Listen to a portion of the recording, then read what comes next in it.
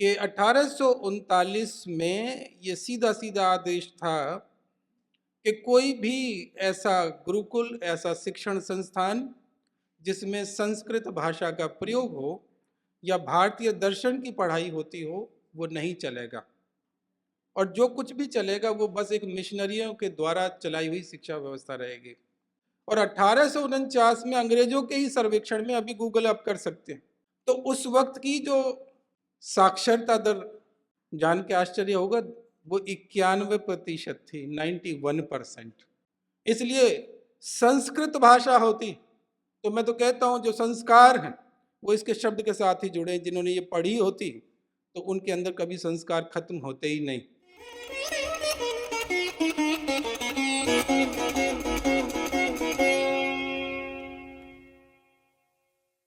सभी को नमस्कार, जय श्री कृष्ण। किसी राष्ट्र को, किसी समाज को यदि आपको अपने अनुसार ढालना है, अपने उद्देश्यों को पूरा करना है, तो वहाँ के युवाओं को पकड़ना पड़ेगा। और युवाओं के लिए जो छोटी छोटी लाइनें जो हम अपनी पुस्तकों के माध्यम से और अध्यापक अपने कुछ शब्दों से जो उनके मस्तिष्क में भर देगा, वो जीवन पर्यंत काम करता है। जिन लोगों ने ए अनार आ आम जो सीखा, वो आजीवन काम करता है, वो नींव है। और इसलिए जहां पर भारत को मौका मिला था, एक याद होना चाहिए कि एक घटना घटी थी 1839 में, जिसके लिए हम बार बार मैकॉले को कहते हैं, याद करते हैं। लेकिन एक और घटना घटी थी 1939 में, सही 100 साल के बाद। और वो गलती से घट गई अंग्रेजों के द्वारा कि उन्होंने जब ये स्टेट गवर्नमेंट्स बनी थी अंतरिम, उसमें गलती से प्राथमिक शिक्षा को उन राज्य सरकारों को सौंप दिया था। और उस 1839 में जितने भी हमारे गुरुकुल तोड़े गए थे, जो शिक्षा व्यवस्था खत्म की गई थी, जिसको हम कहते हैं मैकॉले के अनुसार चलाया गया, मैं जानता हूंगा कि अधिकतर हमारे साथी जानते होंगे कि 1839 में ये सीधा सीधा आदेश था कि कोई भी ऐसा गुरुकुल, ऐसा शिक्षण संस्थान जिसमें संस्कृत भाषा का प्रयोग हो या भारतीय दर्शन की पढ़ाई होती हो, वो नहीं चलेगा। और जो कुछ भी चलेगा वो बस एक मिशनरियों के द्वारा चलाई हुई शिक्षा व्यवस्था रहेगी। इसलिए आप लोग यदि किसी पुराने विद्यालय पर जाएं, मैं आपको एक उदाहरण के लिए जयपुर का दे देता हूं। जयपुर में हवा महल के सामने एक विद्यालय है, क्योंकि उस जगह को बड़ी चौपड़ कहते हैं, माणक चौक कहते हैं। तो माणक चौक पर जो सरकारी विद्यालय आज भी है, सीनियर सेकेंडरी स्कूल, उसका जब आप अंदर जाएंगे तो वाइट मार्बल पर उसका इतिहास लिखा भी है। और उसमें आप देखना कि 1840 में यहाँ कितने लोग पढ़ते थे, 42 में कितने पढ़ते थे, 45 में कितने पढ़ते थे। तो वो बताएंगे कि 2, 3, 5, 7 ऐसे करके, और 1-2 साल बीच में बिल्कुल गैप मिलेगा जिसमें एक भी व्यक्ति पढ़ के नहीं निकला। वो शुरुआत थी उनके अपने सिस्टम की। और इसलिए आप लोगों को जो ये पढ़ाया जाता है और बताया जाता है कि 1845 या 50 से पहले भारत में शिक्षा नहीं थी और अनपढ़ लोगों की व्यवस्था थी, ये जंगल की व्यवस्था थी, तो उन्हीं अंग्रेजों ने 1849 में एक सर्वेक्षण करवाया। 10 साल के बाद 1839 में तोड़ा है, सब कुछ खत्म किया भारतीय शिक्षा व्यवस्था को। और 1849 में अंग्रेजों के ही सर्वेक्षण में, अभी गूगल आप कर सकते हैं, तो उस वक्त की जो साक्षरता दर, जान के आश्चर्य होगा, वो 91% थी, 91%, जो कि हमने नहीं करवाई, अंग्रेजों ने करवाई। और ये जो 10%, 9% जो कम है, ये कम वही है जो इन 10 सालों में जो पीढ़ी पढ़नी चाहिए थी वो ना पढ़ सकी। इसमें अब ये जो कोई कहे आपको कि ये दलितों के लिए शिक्षा नहीं थी, महिलाओं के लिए शिक्षा नहीं थी, तो उनको वो डाटा दिखा दीजिए कि डाटा आप ही लोगों का है। इसमें गांव के हों, शहर के हों, आदिवासी हों, सब शामिल है जब जनगणना होती है और सर्वे होता है। इसलिए ये जो वामपंथियों का जो हथियार है,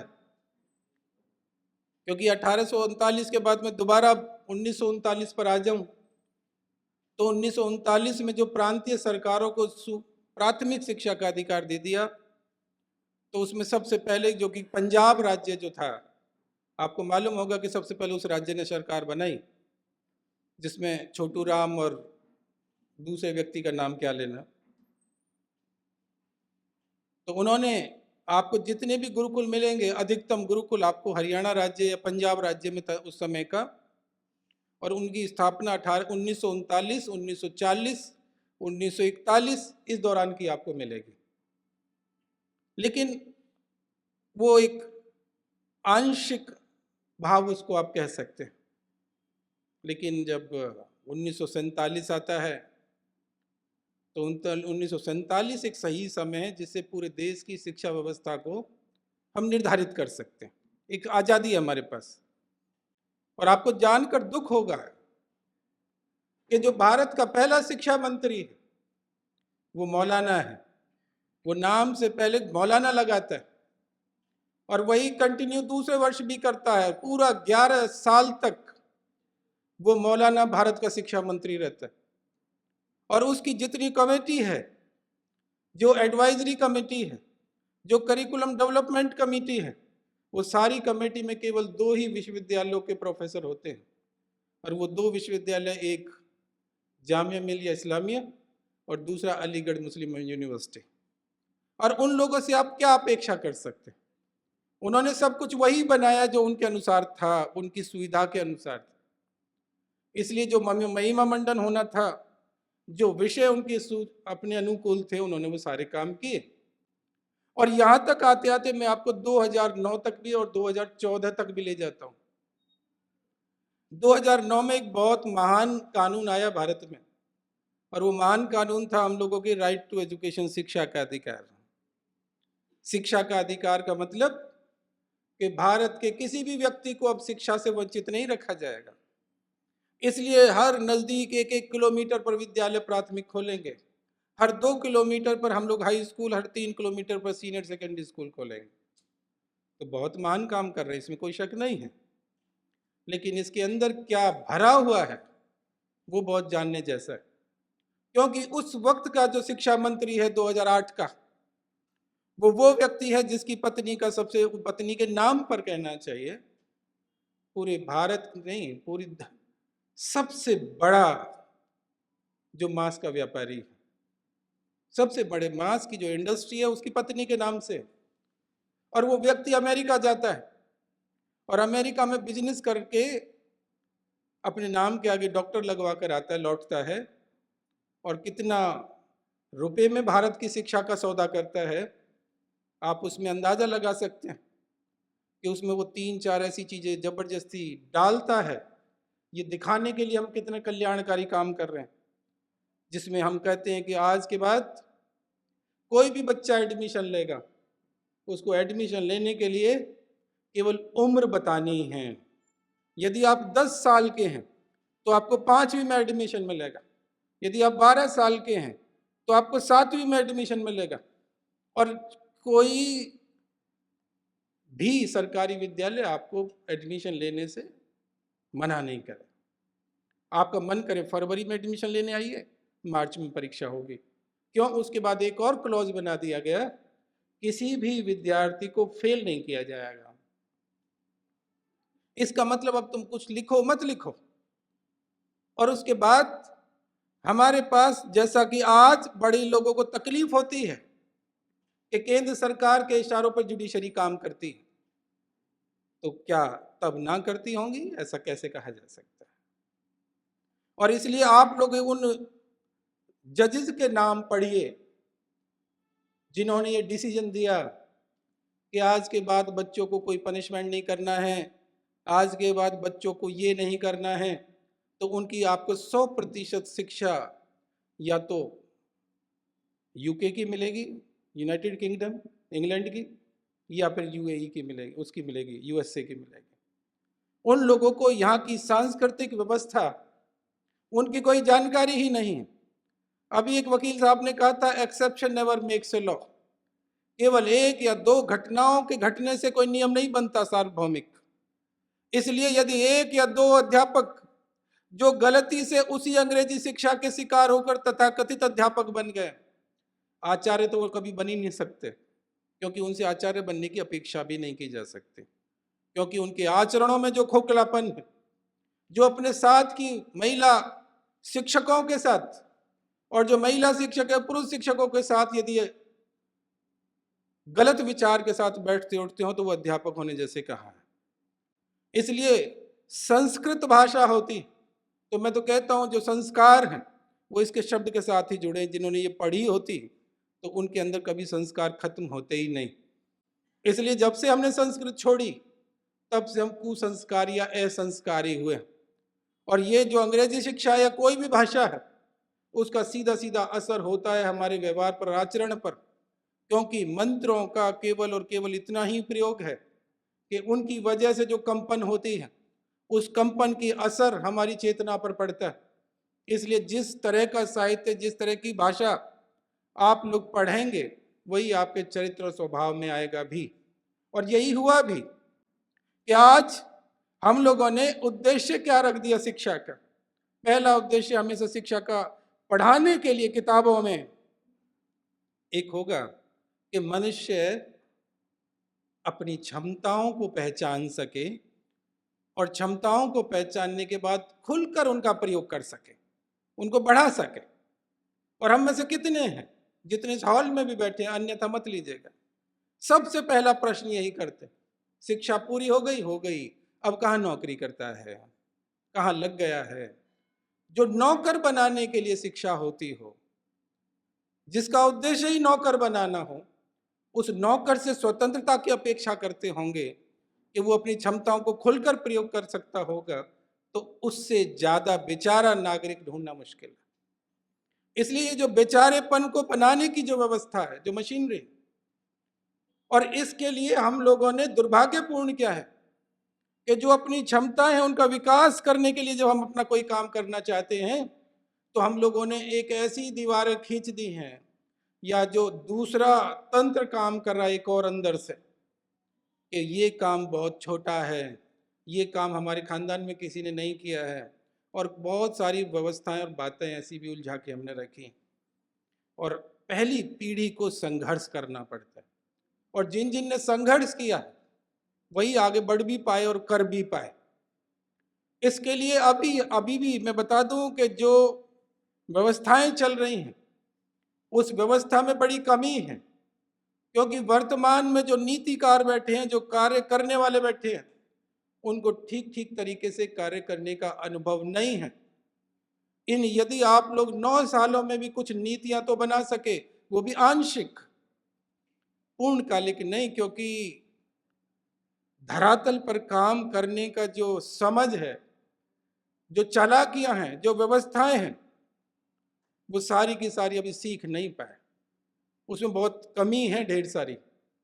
इसलिए हम लोग जब भी छोटा सा पाठ्यक्रम में बदलाव करते हैं तो एक बहुत बड़ा हंगामा होना शुरू हो जाता है कि इसका ये करना शुरू कर दिया, भगवाकरण शुरू हो गया, ये शुरू हो गया। लेकिन इसके मामले में मैं एक हरियाणा प्रांत का उदाहरण दे देना चाहता हूँ। हरियाणा प्रांत ने एक काम कर दिया। आप सभी साथियों से मेरा अपना अनुरोध है कि कक्षा 6 से लेकर कक्षा 10 तक उनकी सामाजिक अध्ययन की पुस्तक आप लोग जरूर खरीद लें, और उसमें से जो इतिहास का हिस्सा है उसको आप अनिवार्य रूप से जरूर पढ़ लें। उसमें जब आप पढ़ेंगे तो उसमें वही पढ़ेंगे जो हम लोगों को पढ़ना चाहिए और जो भारत का इतिहास है और जो होना चाहिए। लेकिन उस इतिहास को इतना तो है कि हम लोग कम से कम वैदिक को पूरा पढ़ने की कोशिश कर रहे हैं और कई युगों को पढ़ने की कोशिश कर रहे हैं, लेकिन वहाँ पर अभी भी एक चूक है, क्योंकि भारत को जितना गलत तरीके से प्रदर्शित पूरी दुनिया में किया जा रहा है, और उसी की वजह से हमको खुद को नीचा दिखाने के लिए हम भारत के नागरिक ही जो काम कर रहे होते हैं, उनको इस बात को लिए समझना पड़ेगा कि जब तक ठीक ठीक पढ़ाई ना हो, जब तक ठीक ठीक समझ हमारी खुद की ना हो, तो हम किसी और को जवाब भला कैसे दे पाएंगे। इसलिए एक साथी ने तो कहा, वो क्योंकि उन्होंने धर्म की बात की, क्योंकि कहा जाता है कि सत्संग के बीच में बोलना पाप होता है। इसलिए धार्मिक और आध्यात्मिक जो जगत होता है उसके बीच में तर्क और कुतर्क की गुंजाइश नहीं होती, वहां पर विश्वास के साथ चलना और मानना ही होता है। लेकिन जो शिक्षा समाज है ये एक वैज्ञानिक पाए पर खड़ा होता है, जहां पर हर प्रश्न का उत्तर देना अनिवार्य है, उसकी समझ हमको होनी चाहिए। इसलिए आज भी मैं आपको बता दूं कि जिस दिन हम लोगों को ये, जिसको तथाकथित हड़प्पा सभ्यता कहते हैं, ये खूब आसानी से पढ़ी जा सकेगी, लेकिन जानबूझ को इसको हम लोग नहीं पढ़ना चाहते हैं, क्योंकि जिस दिन आप इसको पढ़ लेंगे तो पता लग जाएगा कि हर हर महादेव हर जगह छिपा पड़ा है। और जब ये हर हर महादेव गूंजेगा तो फिर पता लगेगा कि कितने हजारों हजार साल पुराना है। लेकिन हमको तो ये दिखाना है ना कि ईसा से पहले तो कुछ भी नहीं है। हमको तो ये दिखाना है कि हमारे साहब के अलावा दूसरा कुछ नहीं है। और हम लोगों को उनकी थोड़ी बहुत आज भी, क्योंकि 1947 को गए 75 साल से ज़्यादा हो गए, लेकिन मानसिक गुलामी से अभी तक हम आज़ाद नहीं हो पाए। इसलिए आज भी हमें वो बड़े लगते हैं, इसलिए उन्हीं को बड़ा दिखाना चाहते हैं, उन्हीं के साथ फोटो लेना चाहते हैं, सेल्फी लेना चाहते हैं। वो कहीं मिल जाए तो उनसे बात करने को आतुर होते दिखाई पड़ते हैं। वो बेचारापन हमारे अंदर से अभी गया नहीं। इसके लिए कुछ बातों की व्यवस्था करनी अनिवार्य है। पहली, आज मैं आप लोगों को बता देता हूं, मेरे कुछ साथियों को पता भी कि जितनी भी हमारे दिल्ली में, दिल्ली जो पूरा प्रांत है, इसके अंदर जितने भी इंस्टीट्यूशन है, क्योंकि सेंट्रल यूनिवर्सिटी ज़्यादा है हमारे यहाँ पर, इन सभी यूनिवर्सिटीज में अब आपको कभी भी जेएनयू के अंदर से ये नारा नहीं सुनने को मिलेगा कि भारत के कुछ टुकड़े भी हो सकते, क्योंकि जो ये बोलने वाले हैं उनके व्यवस्था करने वाले ऑलरेडी उसमें अपॉइंट हो चुके हैं। क्योंकि ढेर सारे प्रोफेसर्स आज वो हैं जो भारत के हैं, भारतीय हैं और भारतीय व्यवस्था को आगे ले जाने वाले हैं। जेएनयू कब की? जेएनयू 100% मैं आपको बता देता हूँ कि जीवन में आप कभी वो नारे दोबारा नहीं सुन सकोगे।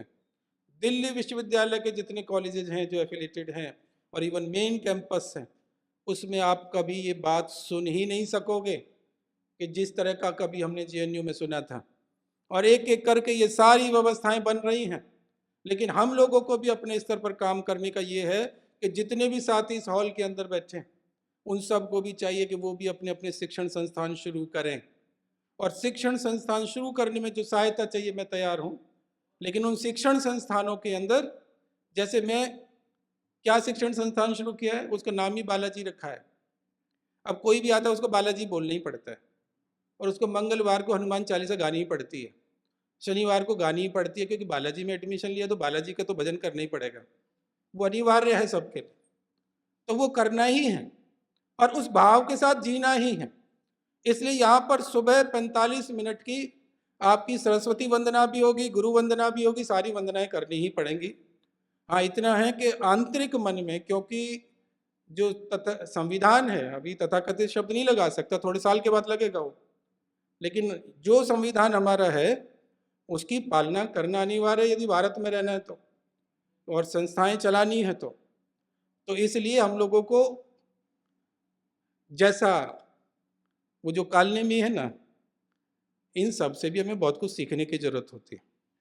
जो जैसा होता है सामने का दुश्मन जैसा होता है, उसके हिसाब से उसकी तैयारियां करनी पड़ती हैं। इसलिए तैयारियों के लिए भी सभी मोर्चे जो होते हैं वो अपना अपना काम करें। और जहाँ तक युवाओं का है, क्योंकि बच्चों को बताने का, बांधने का एक तरीका सिंपल यही है कि नंबर 1 कि हम ज़्यादा से ज़्यादा संख्या में कितने गुरुकुल खोल सकते हैं। गुरुकुल का मतलब है कि विद्यार्थी और गुरु वहीं रहने वाले हैं। गुरु और विद्यार्थी जब वहीं रहने वाले हैं तो आपको मैं यहीं इसी का एक ठंडे दिमाग से मूल्यांकन कर लीजिए कि युवाओं की 90 से ज़्यादा प्रतिशत समस्याओं का इलाज आपको यहाँ मिल जाएगा। आपको कोई सड़क पे मोटरसाइकिल चलाता आवारगर्दी करता दिखेगा क्या, जब वो सारे के सारे 25 साल की उम्र तक गुरुकुल में ही बैठे हैं? तो कोई अपराध कहीं दिख जाएगा, कोई बहन बेटी के साथ अत्याचार हो जाएगा, किसी का अपराधीकरण आप कर सकते हैं क्या? इसलिए अपना समाज व्यवस्थित तरीके से इसमें हो सकता है, और वो बाकी जो लोग होते हैं उनके लिए तो उसमें एडमिशन की गुंजाइश ही नहीं होती ही नहीं, और वो भेजना भी नहीं चाहेंगे, भेजना भी नहीं चाहेंगे। इसलिए एक बहुत बड़े व्यवस्था और संगठन जिनके लिए हमारे भाई भोपाल में तैयारी करते हैं, वो एक यूनिट इतनी बड़ी हर साल वहाँ से तैयार होकर निकलेगी, फौज 1000 बच्चों की, जिनको आप लोग कहते थे कि अभी हम जो 7 या 10 लोग हो जाएं, मैं कहता हूं कि आप 1000 लोग हर साल अपने यहाँ से निकाल सकते हैं। संस्था इतनी व्यवस्थित तरीके से चल सकती हैं, लेकिन हम लोगों के अंदर ये विचार आता ही नहीं कि हम इतना खर्च भी कर सकते हैं या ये व्यवस्था बना सकते हैं। और इसलिए जब पूरा जितना भी दर्शन शास्त्र है वो एक ही लाइन बोल रहा है कि ये राइट टाइम है समय परिवर्तन का। जब राइट टाइम है तो उस राइट टाइम में हमारी और आपकी भूमिका क्या है?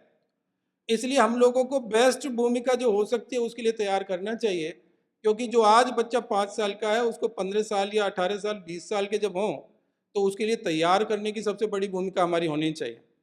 तो उस दिशा में थोड़ा सा हमको सोचना पड़ेगा। और जहाँ तक ये जो पाठ्यक्रम है, पाठ्यक्रम का बदलाव आज एक प्रांत में हुआ है, लेकिन मुझे मालूम है कि अगले साल चुनाव के बाद यदि कुछ बड़ा बदलाव आता है, एक बड़ी संख्या के साथ आता है, तो उसके बाद एक ऐसा बदलाव के लिए भारत तैयार बैठा है जिसके बाद जो बातें यहाँ होनी चाहिए उनके लिए रास्ते बहुत आसान हो जाने वाले हैं, और वो होंगे भी, मुझे मालूम है। और शायद इसीलिए कहा गया कि जो समय है, जब तक राज और समाज मिलकर काम नहीं करता तब तक किसी लक्ष्य की ठीक से प्राप्ति नहीं होती, और वही समय होगा भी। इसलिए संस्कार हम भी देना शुरू करें, बच्चों के साथ समय देना शुरू करें। शिक्षण संस्थान चुनते वक्त ये हमेशा ध्यान रखना चाहिए, केवल और केवल जो बड़ा नाम होता है उसकी तरफ कभी ना जाएं। मेरे खुद के जो 2 लड़के हैं वो ऑलरेडी कुरुक्षेत्र में ही पढ़ते हैं, धर्म क्षेत्र में ही पढ़ते हैं, और वो ऐसे ही विद्यालय में पढ़ते हैं जहाँ संस्कार है, भारतीयता और हिंदुत्व है। इसलिए उनमें भेजने में हमें कोई छोटापन या कंजूसी या दकियानूसी ढूंढने की जरूरत नहीं है। और दूसरी बात इस बात के लिए भी याद रखें कि यदि उनके पाठ्यक्रम में कुछ गलत है, क्योंकि जो बहुत सारे मिशनरी स्कूल हैं उसमें जो करेक्टर मिलेंगे उनकी बुक्स को खोल के देखेंगे तो मिशनरी स्कूल के जो बुक्स का करेक्टर होगा उसमें एक मिलेगा जॉन और दूसरा मिलेगा इब्राहिम। यही दोस्त रहते हैं, इस टाइप के नाम के लोग दोस्त रहते हैं, अली रहते हैं। इसलिए उनके करिकुलम के लिए उनके विद्यालय पर जाके भी एक बार बात की जा सकती है तो वो भयभीत भी होते हैं, लेकिन जब हम बोलते नहीं, हम उसको स्वीकार करते तो गड़बड़ होती है। इसलिए थोड़ा सा ठीक समय पर बोलने की आदत भी हम लोग डालें। हम में से बहुत सारे चुप रहते हैं या गूंगे रहते हैं, इसलिए अन्याय के साथ या बुरे के लिए बोलने की कोशिश कीजिए, सब अच्छा हो जाता है। इसलिए ना बोलना, मैं मानता हूँ उनको मौन मौन सहमति होती है। तो आज के बाद हमारी सहमति हो तो भगवान श्री राम के साथ हो, भारती के साथ हो, और अपना पहचान हिंदुत्व के साथ हो। सबके लिए शुभकामनाएं। जय हिंद, जय भारत।